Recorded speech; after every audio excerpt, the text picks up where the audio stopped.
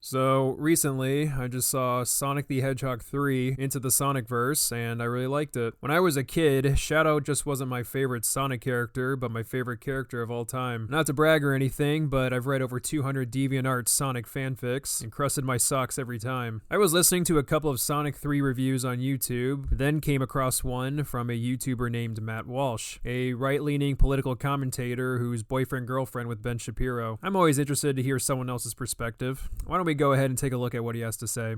Later. This is one of the worst reviews for a movie I've ever seen. Up there with Ralph the Movie Maker's review of The Joker and Doug Walker's The Wall. The only saving grace with Matt's review of Sonic 3 is that those other reviews are much longer, so fortunately, the torture session isn't as egregious this time around. Now, I'm sure a few of you are asking yourselves, why should I care about Matt Walsh's review of Sonic 3? Well, if you're a cinephile like me, I said cinephile, you would consider this review to be nothing but disingenuous and an opportunity for Matt to be a contrarian for attention. Either that or his brain is actually that mushy and it must be studied. Alright, let's take a look at Matt's video together. When a man becomes a father, he's called upon to make sacrifices for his family. And often these will be small sacrifices. Sometimes they'll be larger, though, more significant. And on even rarer occasion, the duties of fatherhood will require him to make the kind of sacrifice that up to that— I'm sorry, I thought I clicked on a Sonic 3 movie review. No offense, but I don't really give a shit about your perception of fatherhood or manhood. And this may take many forms. Perhaps he's rushing into a burning building to rescue his child from the fire. Perhaps he has to pull his loved one away from the path of a speeding train because they've been tied to the tracks by bandits or whatever. Or most harrowing of all, he may be compelled by his paternal obligations to go to a movie theater and watch Sonic the Hedgehog 3. I get you're exaggerating for comedic effect, but this is not the film to do that with. Like, there are objectively good things about this film that put it above other films that would be considered too terrible to even watch. Even if you didn't like Sonic 3, there are far worse movies out there that can be comparable to getting hit by a train. Now, for the record, I'll say I greatly enjoyed most of the time that I spent with my wife and kids these past 2 weeks. We had a lot of fun together. We played football, we played outside, we shot BB guns, we played card games and board games. I completely wrecked my whole family in Monopoly 2 nights in a row. Wasn't even close. We took the kids ice skating. I was ice skating. My wife and kids were left dumbstruck by my gracefulness. That's great and all, but like I said before, I clicked on a video for a review of Sonic 3. Not to sound like a dick, but I don't really give a fuck about your family. Talk about the blue hedgehog. I mean, this is the kind of movie where Jim Carrey plays 2 characters. One is the evil villain, and the other is the evil villain's evil grandfather in old age makeup. And the 2 break into an impromptu dance routine that makes no narrative sense but lasts approximately 87 minutes. Was it absolutely necessary for the Robotnik duo to break out in a dance sequence to bypass the lasers?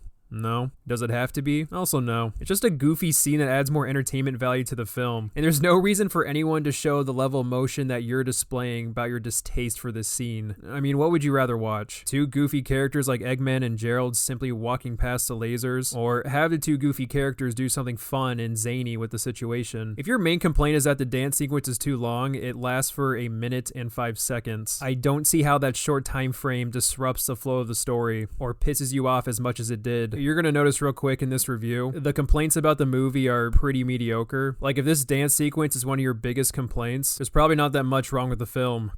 It's the kind of movie where those same characters before the dance routine actually look directly into the camera and explain that they're being played by the same actor.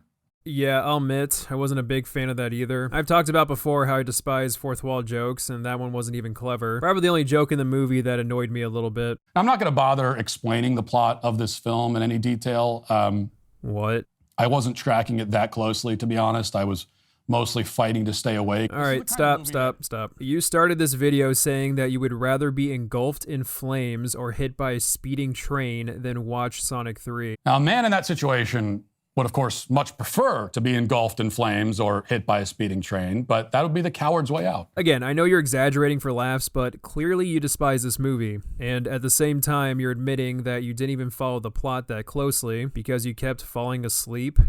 But What the fuck? This is like if someone only watched the Fly episode from Breaking Bad and then said, I don't get the hype. Hey, here's a crazy concept. Watching the movie in its entirety before criticizing it. If you have seen the movie in its entirety and still don't like it, fair enough. Your opinion is valid. However, this one is not. How the fuck can you get this pressed about a movie to the point that it supposedly broke you as a father, whatever the fuck that means, and not even be fair enough to watch the whole movie? So Sonic has to stop the evil hedgehog and his evil cohorts, that's the Jim Carrey dancing duo I mentioned earlier, from blowing up the world with a big laser.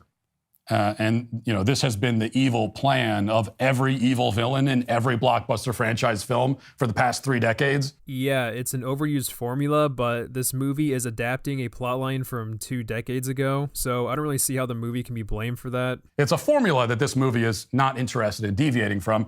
This is not the sort of movie that deviates from formulas. That's not necessarily a bad thing. A film doesn't need to be unique to be intriguing enough to build a connection with its audience. In my opinion, Sonic 3 tells a good story, develops interesting characters, and follows through on its contrasting plot points. That's a recipe for a solid film. Matt Walsh then goes on to say that this film is nothing but a product and nobody actually puts any thought into it, and his reason is that the tone is inconsistent because this movie is both goofy and bleak with its storytelling. If you're wondering why the evil hedgehog and the 2 Jim Carreys want to explode the world and murder 8 billion people in a cosmic blast that they will also die in, it's because the older Jim Carrey's granddaughter, I think, was killed, and now he wants to commit murder-suicide because life isn't worth living. This is a movie, like so many kids' movies these days, that schizophrenically darts back and forth from being ironic to painfully self-serious to goofy to earnest, and so on and so on. It doesn't try to smooth over these tonal transitions with good writing or performances. Dude, 99% of family films have comedy and a serious tone. Most of those movies aim to make the audience laugh and feel emotionally attached. That's not an inconsistent tone, that's just having multiple elements within a movie. These types of films aren't just condensed into one genre. The movie starts to have a tone issue if it doesn't know how to blend those elements together properly. You think because Gerald is too silly to have a serious moment, it ruins the tone? We've seen plenty of goofy villain characters have serious moments, and it still works. A villain doesn't have to be serious all the time to have serious moments. In fact, I would argue that a villain being goofy most of the time and only showing his threatening side in a few scenes makes him seem more threatening, as if the goofiness is just a front or a cover-up. But going back to tone issues, here's an actual one. Thor Ragnarok.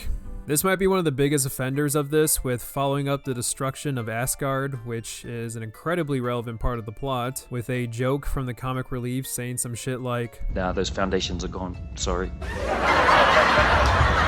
And then we get the very sad shot of Asgardians looking at their destroyed world. Yeah, I don't really feel bad, sorry. If during the dance sequence in Sonic 3, Gerald Robotnik, while up in the air spinning, just randomly says, "I'm planning to blow up the world for taking away the only thing I cared about," along with a record scratch sound effect, then you'd have a point. But the tone itself flows fine. Matt ends the review by saying children movies are not just made for children, which is true, but he uses Sonic 3 as an example for a family movie that offers nothing of value, which I strongly disagree with. I think the message that the pain of losing a loved one never goes away is pretty mature for a kid's film. I mean, that's a harsh but realistic perspective on the issue. Anyways, this review is shit and deserves a spanking. Matt brings up very few examples to say why Sonic 3 is bad, which I'm not surprised about because he admitted he wasn't even paying attention in the first place. And I'm sorry, Sonic the Hedgehog 3 broke him so much he started to question himself as a father.